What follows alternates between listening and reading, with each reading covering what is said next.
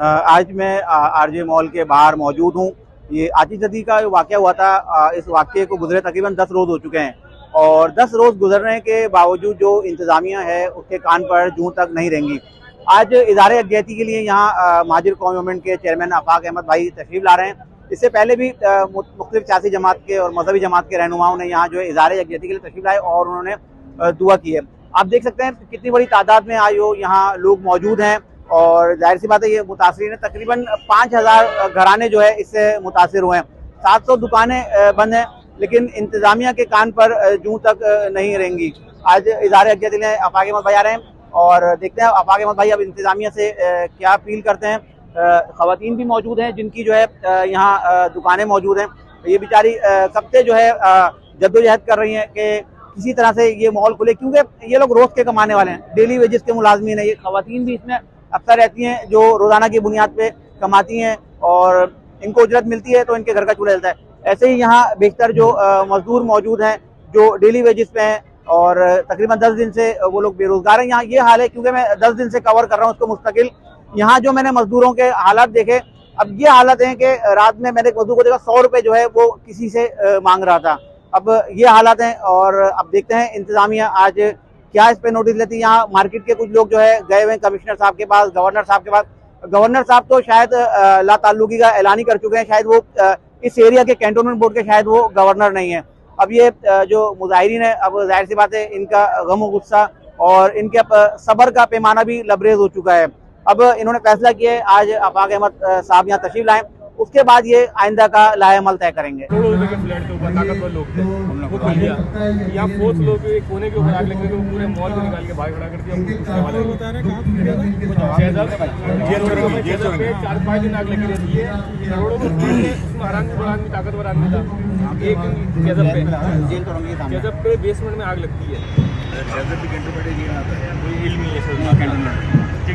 लेकिन 4 दिन आग लगी रही और उसमें सारे करोड़ों के फ्लैट थे, बड़े ताकतवर लोग थे। या सब ये कमजोर है, छोटे दुकानदार हैं, सब बेचारे कमजोर है, किसी की कोई अप्रोच नहीं है। और 1 मिनट के लिए बंद नहीं हुआ, बेसमेंट में आग लगी रही 4 बजने के ऊपर। ये फ्लैट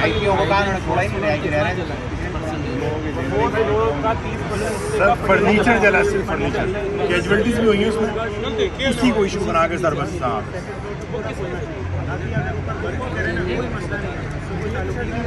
ये है ना, यहाँ पे लगी हुई टेबल लगी हुई है। सर यहाँ बैठे वीडियो के सामने आपको बता दूँ ऊपर का ना हमारा मुतालबा ये है कि इसकी दुकानें खोल रहे हैं 2nd फ्लोर तक, ऊपर को सील करें, तहकीकात करें। पाकिस्तान का शायद पहला केस बनाया कि किसी जिम्मेदार को सज़ा दी होगी नहीं, वैसे तो किसी ताकतवर से यहाँ सज़ा होती ही नहीं पाकिस्तान में। लेकिन कम से कम ये तो हो कि इन दुकानदारों को तो बोलते ऊपर सील करें, कितनी इन्वेस्टिगेशन करनी है, 6 महीने करनी, 6 महीने करें। तो दुकानदारों का क्या कसूर है? ये सब मोटरसाइकिल वाले लोग हैं, इनके पास मोटरसाइकिल और अभी तो आधे आए नहीं है, उनके पास पेट्रोल के पैसे नहीं है। और जो खोलने के लिए हम कह रहे हैं वो पूरा का पूरा महफूज है। आफाक भाई गरीबों के मसीह हैं और हम सब गरीब हैं सर, बिल्कुल सर, हम सब गरीब हैं। और आप एक सर हमारी आज ये मॉल खुला के जाए, ऐसे ही है भाई। अभी आप लोग सब जो है ना बिल्कुल बिल्कुल बिल्कुल कुछ जगह भाई ये रास्ता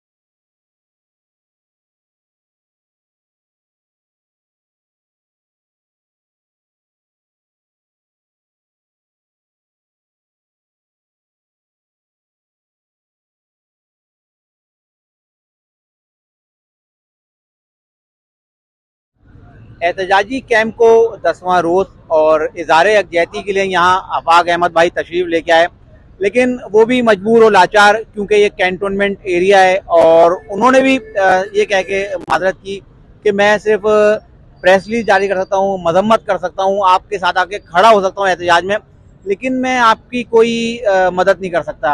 अब ताजिर बेयारो मददगार हैं और अभी यहाँ के जो ताजिर रहनुमा है तरीन अजीमी साहब, वो भी अभी कमिश्नर साहब के पास से आए और कमिश्नर साहब ने भी 2 टोक कह दिया है कि अभी सील बरकरार रहेगी, हमारी इन्वेस्टिगेशन जो है अब तक कंप्लीट नहीं हुई है। मेरे साथ मौजूद है मारूफ फैशन डिजाइनर दानिश तरीन साहब, जिनकी यहाँ 2 बुटीक हैं। दानिश तरीन साहब से मैं बात करूंगा और इनसे पूछूंगा कि आप इस मसले को किस तरह देखें, क्योंकि सब चीज़ों को फेस ये लोग कर रहे हैं, इस मुलाजमीन को ये लोग चला रहे हैं, क्योंकि ये तो सरवाइव कर जाएंगे, लेकिन जो निचले तबके के लोग हैं, जो डेली वेजेस वाले हैं, वो किस तरह सरवाइव कर रहे हैं, जानते हैं दानिश तरीन साहब से।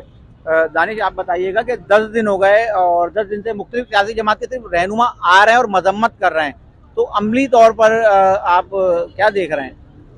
सबसे पहले तो भाई मसला ये है कि सियासी जमात के जो एक रहनुमा पर्सनल ताल्लुकात पे नीचे वाले आ रहे हैं और हाथ आगे खड़े कर रहे हैं। किसी में जुज़त नहीं है, किसी में हिम्मत नहीं है। कराची पाकिस्तान तो वैसी लवारिस है और डबल लवारिस कराची है ना। कराची के साथ तो सुतेली से सुतेली माँ का सलूक होता है।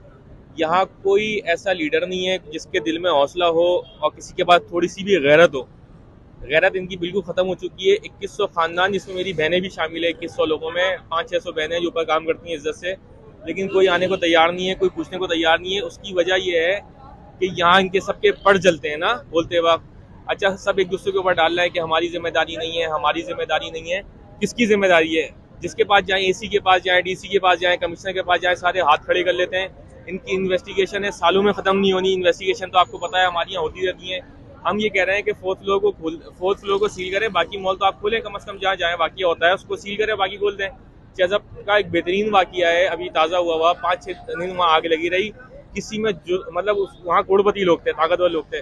पाकिस्तान का निज़ाम ऐसा है, ताकतवर के लिए दूसरा है, कमज़ोर के लिए दूसरा है। ये सब कमज़ोर दुकानदार हैं, हम सब कमज़ोर हैं। हम ज़्यादा बोलेंगे तो हमें उठा के तो ले जाएंगे, हमें पता है कि कहीं ना कहीं हमें उठा के ले जाएंगे, धमकी भी देंगे, लेकिन क्या करें, जब तक हमें खुला छोड़ा हुआ, जब तक हम चीखते रहेंगे। दानिश तरीन साहब का भी शिकवा जायज है कि पड़ जलते हैं, लेकिन ये भी हमारे ही लोग हैं, क्योंकि अफाक अहमद साहब भी थोड़ी देर पहले मुतालबा करके गए हैं आर्मी चीफ और कोर कमांडर कराची से, क्योंकि कैंटोनमेंट का ये एरिया है और जाहिर सी बात है ताजिर इस हद तक बेजार आ गए हैं कि वो ये बात भी कहने पे मजबूर हैं कि पड़ जलते हैं। और आर्मी चीफ भी हमारे हैं और हम आर्मी चीफ से ही मुतालबा करेंगे, वो पर्सनली इस मामला को देखें कि कितने ज्यादा ताजिर जो है इससे मुतासिर हो रहे हैं। और सिर्फ ये तो ताजिर हैं जो काम करते हैं, इनके घर में कितने लोग हैं जिनकी ये लोग कफालत करते हैं। तो मैं दानिश से ये जानूंगा कि आपको क्या लगता है और आपका इस वक्त इंतजामिया से क्या मुतालबा है, क्योंकि इनका कहना है इंतजामिया तो कुछ कर ही नहीं रही, लेकिन जो लोग कर सकते हैं उनसे इनका क्या मुतालबा है?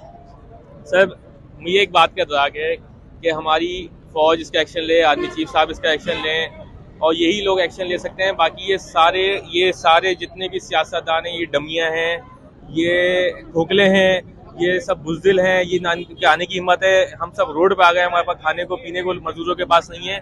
मेरे पास 42 लोग हैं, आधे मैंने फारिग कर दिए हैं। कराची में नौकरियां कारोबार वैसी नहीं है, ताजिर चलाने वाला है कराची को, उस ताजिर को जलील और ख्वार किया हुआ है। कराची लवारिसों का भी लवारिस कराची है। मैं तो आखिरी उम्मीद मुझे अब ये नजर आती है कि ये फुटपाथ हमसे ज़्यादा ताकतवर, ये फुटपाथ के ऊपर भी मैं इनको बोलूँगा कैमरामैन को दिखाए कि फुटपाथ पे ये साजिद बंगाली, ये सावन बाबा बंगाली बाबा, और इनकी ज़्यादा ताकत है। ये मेन राशिद नाज रोड पे लिख के चले जाते हैं, इनको कोई हाथ नहीं डाल सकता। तो इन्हीं, और ये रिश्ते भी ये करा रहे हैं, शादियाँ भी ये करा रहे हैं, नौकरियाँ भी दिलवा रहे हैं, तो इन्हीं से मदद मांग लेते हैं। आखिरी मदद मुझे इन्हीं की नज़र आती है। और जो भी लोग हैं जो हुकूमत बनाते हैं, चलाते हैं, बनाने वाले, मेरी आखिरी उनसे उम्मीद ये है कि इनको कोई ओहदा दे के देखें, ये शायद काम करा दें, क्योंकि हमारे वाले तो सारे ठूस हैं अपने ओहदों के चक्कर में, इलेक्शनों के चक्कर में, इधर भाग रहे हैं, उधर भाग रहे हैं, इधर भीख मांग रहे हैं, उधर भीख मांग रहे हैं, इधर तोड़ जोड़ कर रहे हैं। इनको अवाम की टके की 1 रुपए की फिक्र नहीं है। बड़ी अच्छी बात की दानिश तरीन साहब ने, और खास तौर पे इन्होंने जो कराची की जो सियासी जमातों की बात की, उसमें मैं कराची के जो बेटे होने का दावा करते हैं, मैं उनका नाम लेके उनको जो है मैं उनसे मुतालबा करूंगा। आप बहुत दावा करते थे आप कराची के बेटे हैं, जिसमें मुस्तफा कमाल साहब हैं, मुर्तजा वहाब साहब हैं, जफर अब्बास साहब हैं, और इसके अलावा पाकिस्तान पीपल्स पार्टी के मुतादिद लोग हैं जो दावा करते हैं कि हम जो है कराची के बेटे हैं। इस वक्त वो लोग कहाँ हैं? खासतौर पे हाफिज नईमुर रहमान साहब की मैं बात करूंगा, जमात इस्लामी के हाफिज नईमुर रहमान साहब फौरी तौर पे पहुंचते थे। तो मैं दानिश तरीन साहब से पूछूंगा कि कराची का कोई बेटा आपका तशरीफ लेके आया? सर, ये बात करने को तैयार नहीं है। हाफिज नईम साहब को तो मैं समझता था वाकई में पाकिस्तान में, मैं कहता था एक सियासी जमात शायद करप्शन से पाक है।